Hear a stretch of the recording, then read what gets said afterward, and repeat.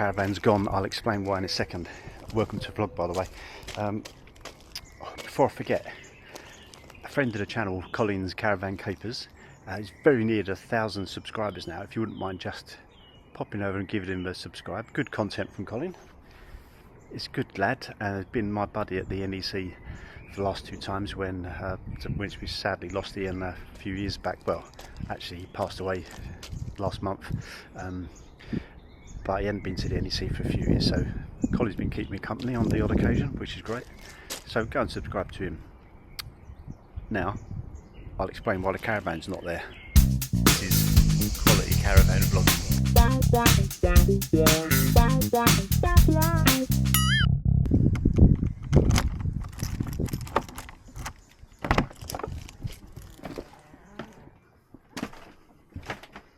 So since our last vlog, there's been a few changes at Caravan Vlogger Towers.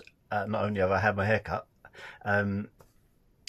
we fitted gates and done the drive. Those of you, I've been putting updates more on Talk Wrench community than on this channel, because I think you know, this channel is a caravan channel, and I'm not entirely sure you'll want to see home improvements on here. God knows there's enough motorhomers buying homes in Bulgaria and showing you their updates, and Ireland as well. I mean, some of them are good, some of them aren't so good, but changes here. Right, I'm in the caravan at the moment because I've got the service for the caravan this week, and it's getting the air conditioning replaced as well. Those of you that are regular viewers will know that I had a noise from the aircon, which started over a year ago now. So it's that kind of throbbing, sort of pulsing noise that is really annoying. I did report it to the dealer and they looked at it, and to be honest, I forgot about it, and because we were living in the caravan for like 9 months, I didn't really want to go to the dealer, get it replaced and be without it for a day, because it's where we were living. So I've managed to ring them again, and they've forwarded the video to Truma, and they've agreed to replace the top half of the unit, so basically the gubbins. So that's done this week, as well as the service. So today I'm going to try and move the caravan through the gates. But what I want to try and do is back the car in, hook it up, and see if I can pull it through the gates without any difficulty. Now this is because I need to go fairly early in the morning when I take the caravan in. I just had a thought there. What I should have done was made the drive longer in the garden so that I could hook the car up to the caravan and lock the gates. So I'll have a look. Maybe I can extend it at the back. Let's go outside and have a look quickly. Right, hopefully it's not too windy and not to bore you too much. Gravel on the drive, and I've used these grids here, plastic grids, type 1, compressed down, these on top, and then fill with gravel. Now after a few weeks I need to top this up, because you shouldn't really see, as you can a lot there. Over here you can't see the grids, and there you can. Now this gives it about 500 ton per square meter, so more than enough for the caravan, I think. So obviously these are the gates. Put a fence up as well. With his son gave us a hand with those, or pretty much did them, and I helped him. Gates, gate posts and fence there, so that's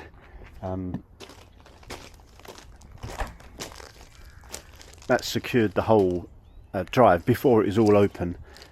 So that's good. So yeah, what I was saying about putting the cut, maybe I could have this a bit further back.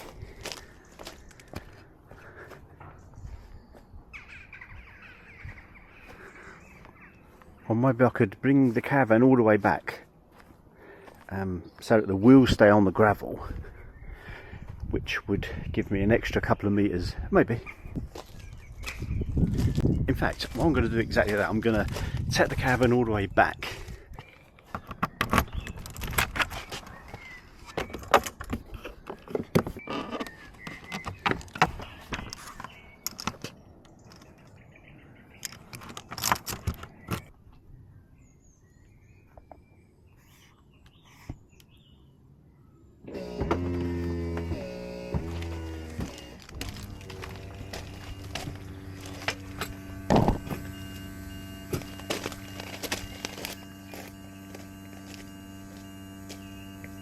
Right, so this just stays up now. Bring this back so that the wheels are on the gravel still.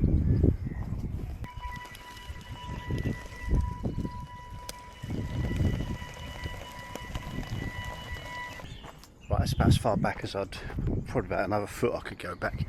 About another foot maybe, but let's try and bring the car in now and I don't know.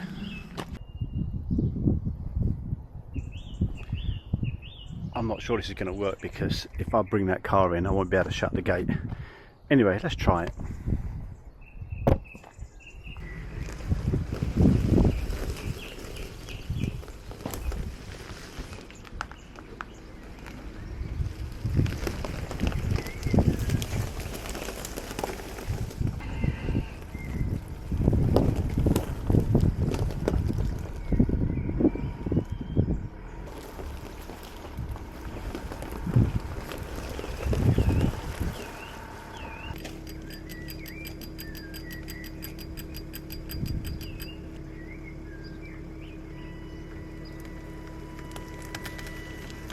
Now, as I'm just seeing if I can get it through the gates, I'm not putting the electric connection on, right? So don't be in the comments telling me.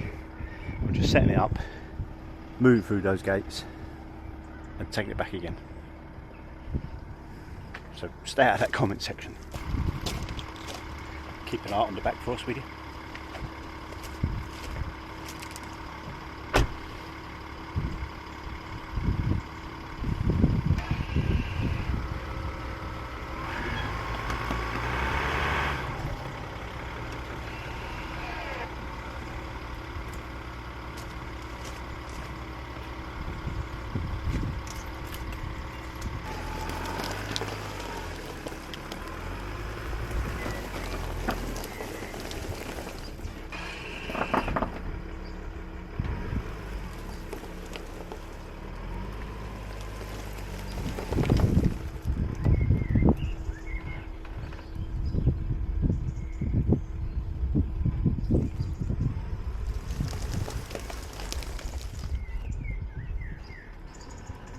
Right, so as you would have seen there, the problem is that gate post is not far enough that way because we've got the bungalow there and I'd need to go kind of straight to get it through the gates. I can't go through in a bend. Not the end of the world. We didn't think we'd be able to do it. What kind of happened is I kind of changed my mind where I wanted the gates at the last minute. I was going to have them further over that way, so we go straight on, and I changed my mind because we wanted a pedestrian gate and I didn't want the pedestrian gate too far over away from the house. Anyway, what I'm going to do now is going to pull the car forward, unhook the caravan, pull the car forward, motor move the caravan out and hook it up. It's all just testing what I've got to do when the caravan goes in for service, because I haven't hooked it up this way before. Prepared is forewarned is forearmed. Right, so I've moved the car out onto the drive, motor moved the caravan to the car, which was always our original plan, and that me trying to get through the gates there was just you know, see if I could, because it would have been nice to get the car and the caravan both in the garden on the drive and lock the gates, but you know, beggars can't be choosers.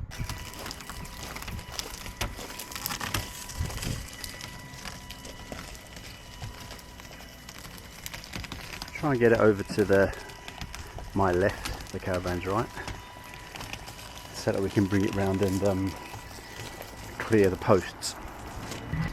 I'm hoping it goes through. Bit of a slope, not much of a slope. Another reason for using those grids is that the gravel doesn't really move too much, so that when I do the motor movers and the wheels kind of turn quite tight, it'll be fine. Won't displace too much gravel, I think. Yeah. There's plenty of room the other side though. I was being a bit overcautious there.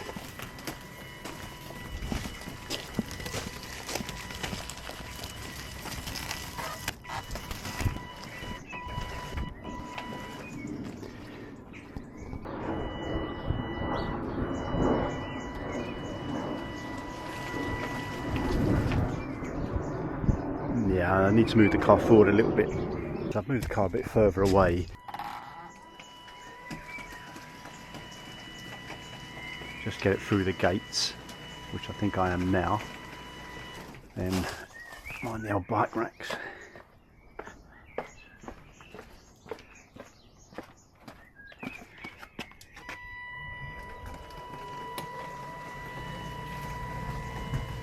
Now start turning it.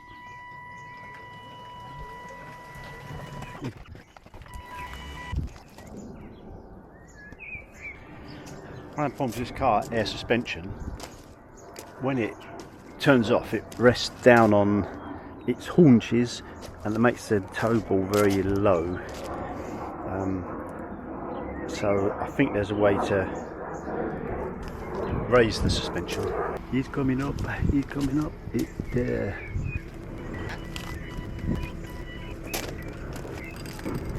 That's on, that's all I needed to just make sure I could get it off through the gates onto the car, and it will improve. Next time it'll be much better, and when I take for the service I'll be able to get it on a lot more smoothly. So we have a path there which again, type 1 compressed sand pavers, looks to be okay. I would prefer not to move it too much on the motor movers when it's on there, but you know, it's a good test for it at least. Next thing is getting it back in the drive through the gates when I come back from the dealership or holiday, etc. Have a plan, but it really doesn't involve that piece of pile of mud being there, but it is, because anyway. That's it for this vlog. Thanks for watching. I'm off to the dealership soon. I'll do another vlog on that. Hopefully it all goes well. Thanks for watching. See you in the next one.